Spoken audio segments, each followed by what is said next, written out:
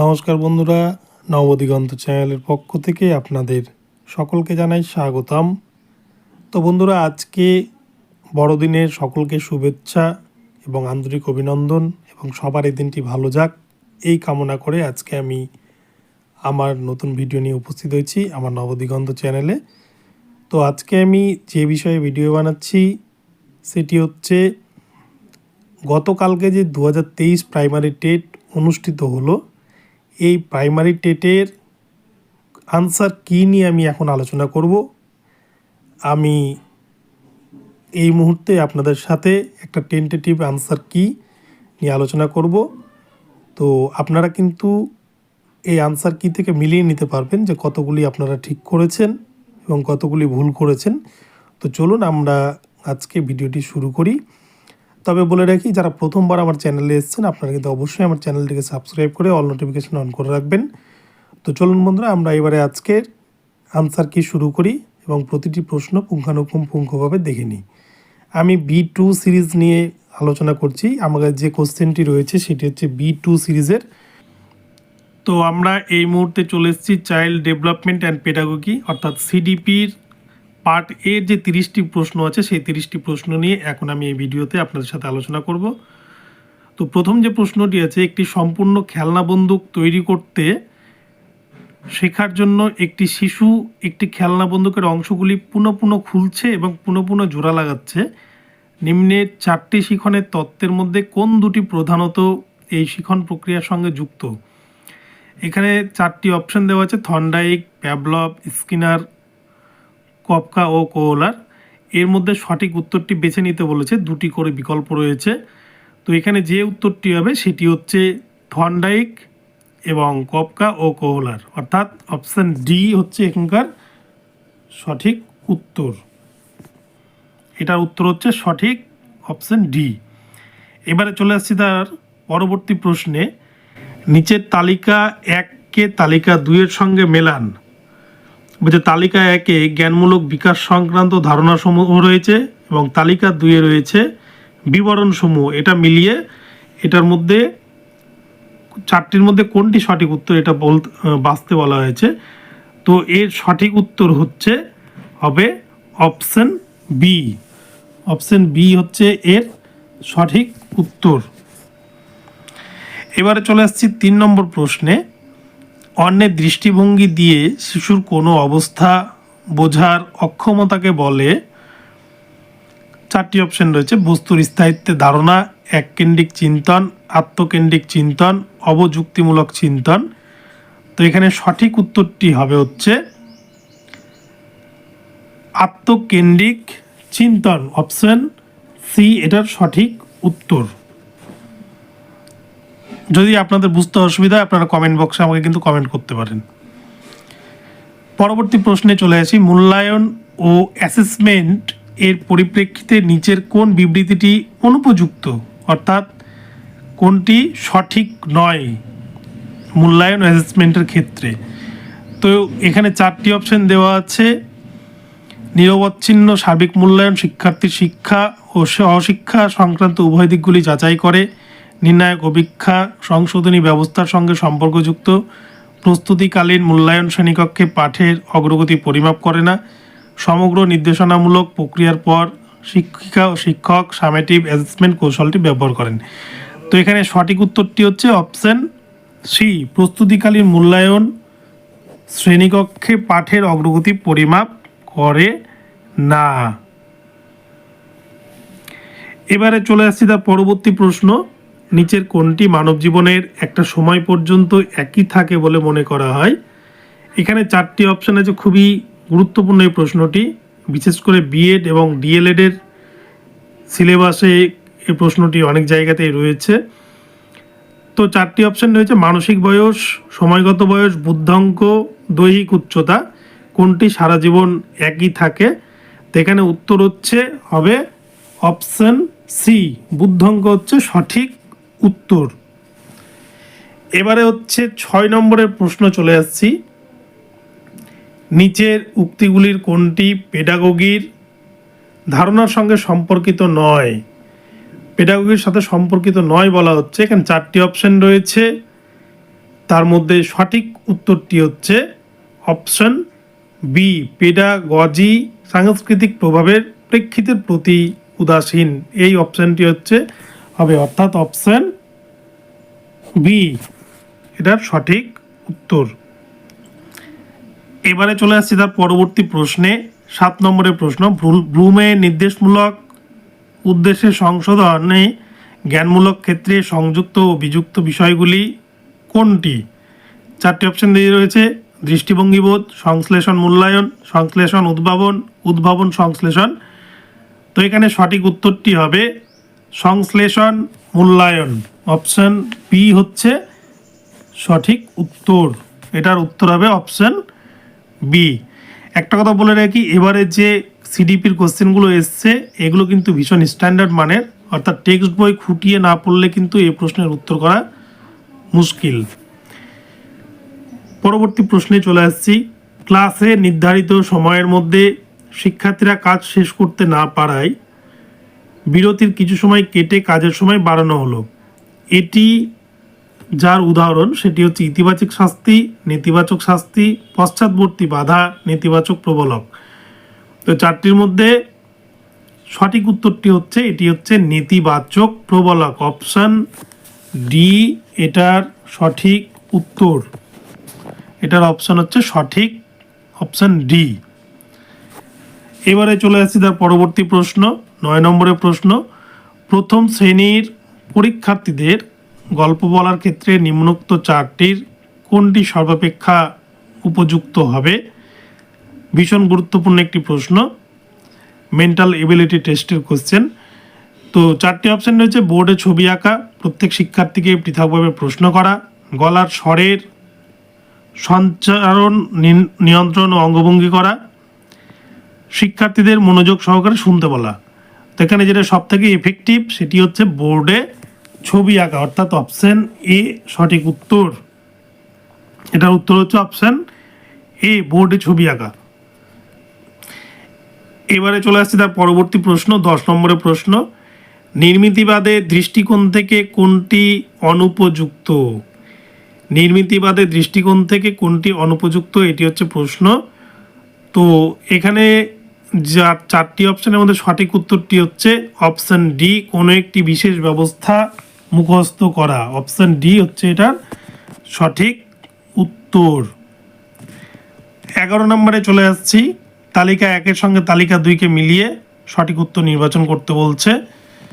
তো এখানে 4টি অপশন দেওয়া রয়েছে, তার মধ্যে সঠিক উত্তরটি হচ্ছে হবে অপশন সি। আমি আর অত ডিটেলসে যাচ্ছি না, নইলে ভিডিওটা কিন্তু অনেক বড় হয়ে যাবে, সেক্ষেত্রে হয়তো আপনাদেরই অসুবিধা হবে। তাই এটার উত্তর কিন্তু হবে অপশন সি। অর্থাৎ আমি একটু শুধু বলে দিই, প্রথমেরটা হবে শিক্ষার্থীদের আগ্রহকে উৎসাহিত করার জন্য মনোযোগ আকর্ষণকারী কার্যক্রমের অবতারণা, শিক্ষার্থীদের বোধকে শক্তিশালী করার জন্য হাতে কলমে কার্য সম্পাদন এবং অন্বেষণে অংশগ্রহণ, শিক্ষার্থীদের মৌলিক জ্ঞান প্রদানের জন্য ধারণা এবং তত্ত্বের গভীর আলোচনা, এবং শিক্ষার্থীরা বিষয় অনুসন্ধান করে, সংযোগ স্থাপন করে এবং বাস্তব ক্ষেত্রে ধারণা প্রয়োগ করে। এই সিরিজ অনুযায়ী হচ্ছে 11 নম্বর উত্তরটা হবে অপশন সি।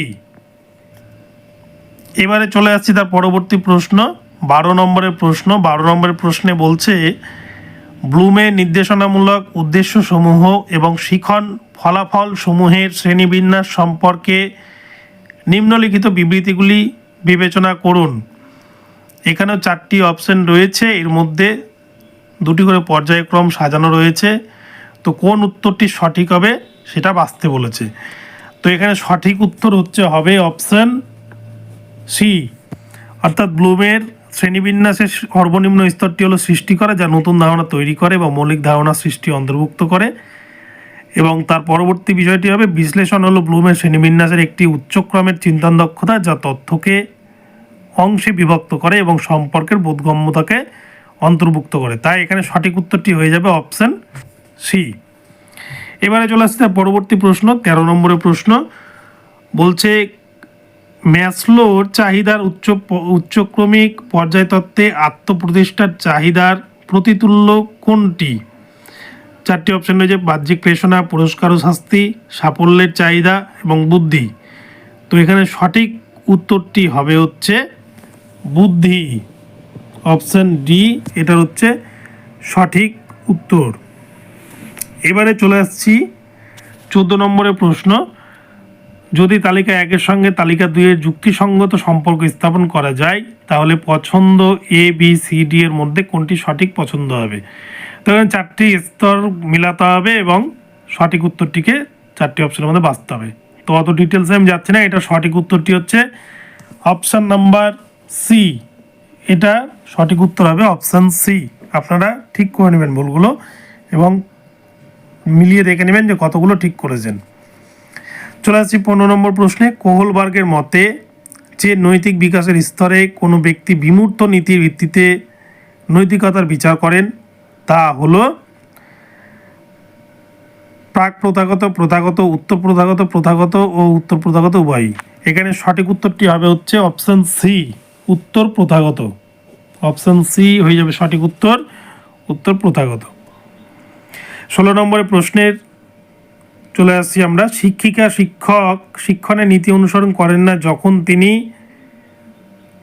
এই 4টির মধ্যে কোনটি অপশন হবে। তো এটির অপশন হবে হচ্ছে এ, প্রথমে মনুষ্যত্ব পরে মানুষের ধারণা দেন। এটি হচ্ছে উত্তর হয়ে যাবে অপশন এ। এবারে চলে আসছি 17 নম্বরের প্রশ্নে। ব্রুনারের তত্ত্ব অনুযায়ী উদ্যোগক্রমে শিক্ষণের স্তরগুলি কোনটি। তো এখানে 4টি অপশনের মধ্যে সঠিক উত্তরটি হবে হচ্ছে অপশন এ, সক্রিয়তামূলক, মূর্ততাধর্মী এবং সাংকেতিক। এখানে অপশন এ হচ্ছে সঠিক উত্তর।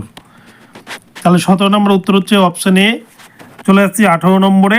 নিম্নোক্ত বিবৃতিগুলি বিবেচনা করুন, অর্থাৎ এই বিবৃতিগুলো বিবেচনা করতে বলছে এবং দুটো করে পর্যায়ক্রমে উত্তর সাজানো রয়েছে, 2 বা 3টা করে।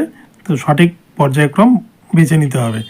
তো এখানে সঠিক উত্তরটি হবে হচ্ছে অপশান সি, 2, 3, 4 পরপর সাজাতে হবে। তাহলে এটা উত্তর হচ্ছে অপশান সি। এগুলো কিন্তু টেক্সট বই ভালো করে না পড়লে উত্তর করা খুব মুশকিল। 19 নম্বরে প্রশ্নে চলে আসছে। বিবৃতি এর সাথে যুক্তি আর মিলাতে বলছে। তো এখানে 4টি অপশান দেওয়া রয়েছে। এখানে সঠিক উত্তরটি হবে হচ্ছে অপশান সি, এ হলো সত্য কিন্তু আর হলো মিথ্যা। এটি হচ্ছে 19 নম্বরের উত্তর। এবারে চলে আসছি 20 নম্বর প্রশ্নে। ইংরেজি গদ্য উচ্চারস্বরে পড়বার সময় শিক্ষিকা শিক্ষক শিশুর উচ্চারণের অসুবিধা শনাক্ত করেন। এটিকে বলা যেতে পারে শিক্ষণের অ্যাসেসমেন্ট, শিক্ষণের জন্য অ্যাসেসমেন্ট, চূড়ান্ত মূল্যায়ন, নির্ণায়ক অভিজ্ঞতা। এখানে সঠিক উত্তরটি হবে হচ্ছে শিক্ষণের জন্য অ্যাসেসমেন্ট, লার্নিং ফর অ্যাসেসমেন্ট, শিক্ষণের জন্য অ্যাসেসমেন্ট। অপশন বি এটার হচ্ছে উত্তর। এবারে চলে আসছে 21 নম্বর প্রশ্নে। শিক্ষক প্রশিক্ষণ প্রতিষ্ঠানে অনুশিক্ষণের মুখ্য উদ্দেশ্যগুলির মধ্যে অন্যতম একটি হলো।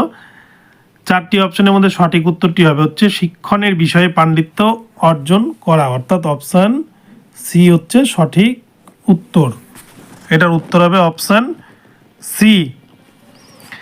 এবারে চলে আসছি তার পরবর্তী প্রশ্ন 22 নম্বরে।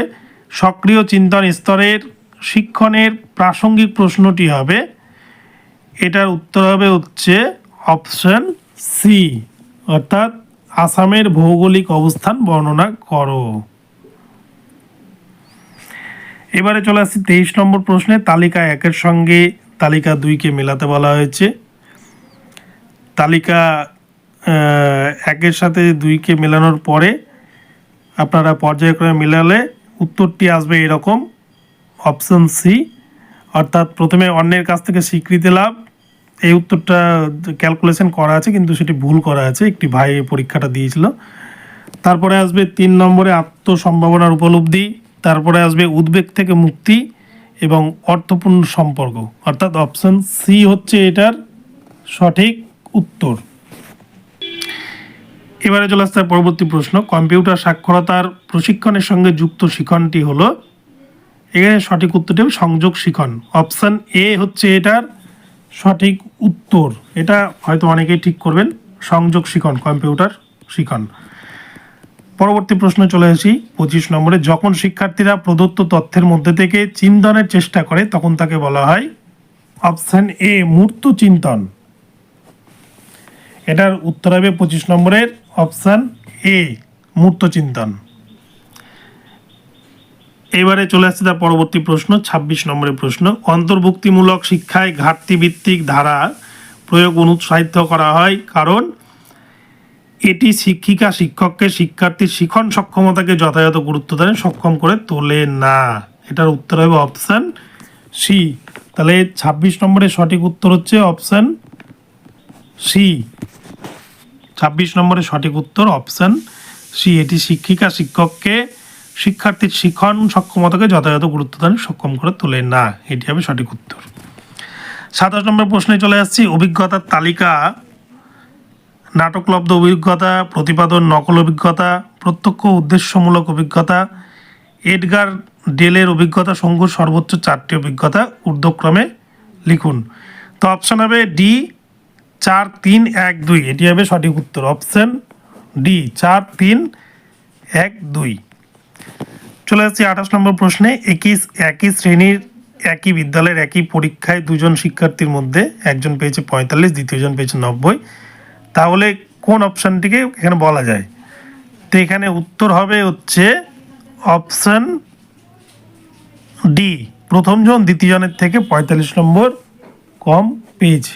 এটি হবে সঠিক উত্তর অপশান ডি। এবারে চলে আসছি তার পরবর্তী প্রশ্নে।